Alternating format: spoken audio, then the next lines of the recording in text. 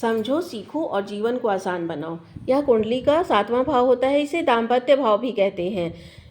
इस भाव में जो भी नंबर लिखा है, 4 नंबर कर्क राशि होती है, उसका स्वामी चंद्र होता है।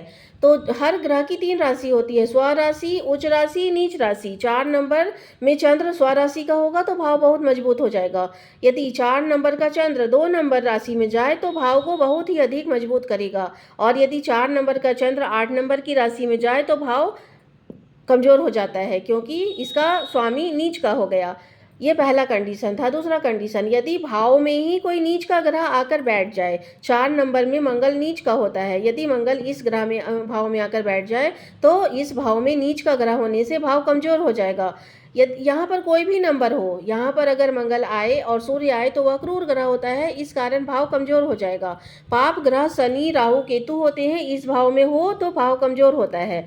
इस भाव का स्वामी चंद्र यदि 6, 8 या 12 भाव में जाए तो भाव कमजोर होता है। यदि 4 नंबर का चंद्र उग्र या तीक्ष्ण नक्षत्र में हो तो भी भाव कमजोर हो जाता है।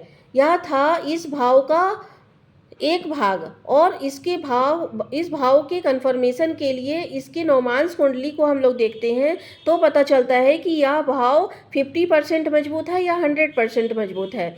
यह हुआ 50% कन्फर्मेशन। अब यहाँ पर से देखेंगे कि यह इस भाव नवमांश कुंडली के यदि लग्न में नीच का ग्रह हो या फिर क्रूर ग्रह हो, पाप ग्रह हो, तो ऐसे में दाम्पत्य जीवन खराब होगा। और यदि चौथे भाव में नीच का ग्रह, क्रूर ग्रह या फिर पाप ग्रह होगा तो ऐसे में दाम्पत्य जीवन में पूरा पारिवारिक माहौल ही खराब हो जाएगा।